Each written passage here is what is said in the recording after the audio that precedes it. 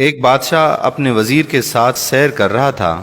اچانک اس کی نظر ایک مزدور پر پڑی جو زمین سے اینٹ پھینکتا اور وہ اینٹ ہوا میں قلع بازیاں کھاتی ہوئی تیسری منزل پر پہنچتی۔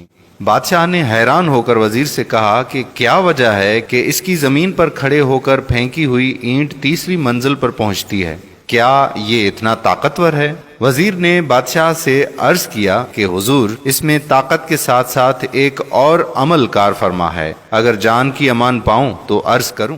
بادشاہ نے کہا کہ کہو، کیا کہنا چاہتے ہو؟ وزیر نے کہا کہ بادشاہ سلامت، ضرور اس کی گھریلو زندگی بہت ہی اچھی گزر رہی ہے، اسے گھر کی طرف سے کوئی پریشانی لاحق نہیں، اسی وجہ سے اس کی اینٹ تیسری منزل پر پہنچتی ہے۔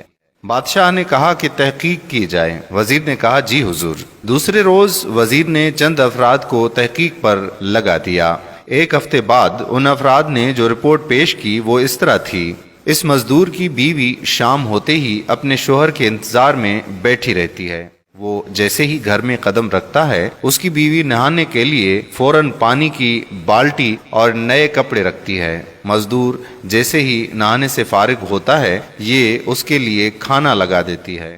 کھانا کمال احتیاط سے پکاتی ہے، نمک اور مرچ کا خاص خیال رکھتی ہے۔ کھانے سے فارغ ہونے کے بعد لیٹنے کے لیے بستر لگاتی ہے۔ سونے سے پہلے اپنے شوہر کو پینے کے لیے دودھ دیتی ہے۔ کسی پریشانی کا ذکر نہیں کرتی اور صبر سے کام لیتی ہے۔ جب یہ رپورٹ بادشاہ کے سامنے پیش ہوئی تو وہ مزید حیران ہوا۔ اس نے وزیر کو کہا کہ ان کے درمیان کچھ رنجش پیدا کر دو، پھر دیکھیں کیا نتیجہ نکلتا ہے۔ چنانچہ وزیر نے ایسا ہی کیا۔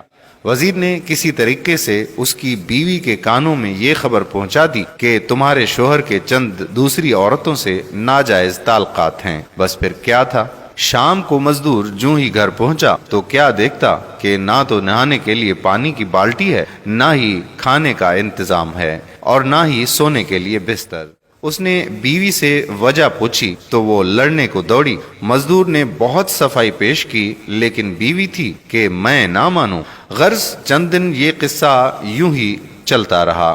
ایک دن وزیر نے بادشاہ کو کہا کہ بادشاہ سلامت، ہم سیر پر چلتے ہیں اور اس مزدور کی حالت دیکھتے ہیں۔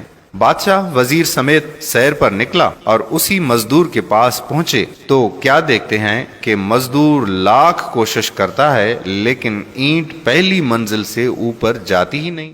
بادشاہ وزیر کی فہم و فراست کو مان گیا اور اسے یقین ہو گیا کہ اینٹ کو تیسری منزل پر طاقت نے نہیں بلکہ گھریلو خوشگوار زندگی نے پہنچایا ہے۔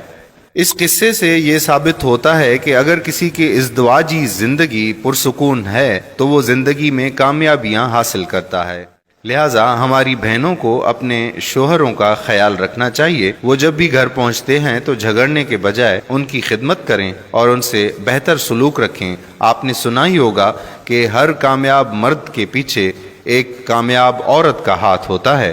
مرد کی کامیابی عورت کی کامیابی ہوتی ہے۔ لہٰذا ہماری بہنوں کو یہ بات سمجھ لینی چاہیے کہ اگر آپ کے شوہر کی کامیابی ہوگی تو یہ آپ کی ہی کامیابی ہے۔ لہٰذا اپنے گھر میں فساد کے بجائے خوشگوار موڈ میں زندگی گزارنی چاہیے تاکہ ہم زندگی میں زیادہ سے زیادہ کامیابیاں حاصل کر سکیں۔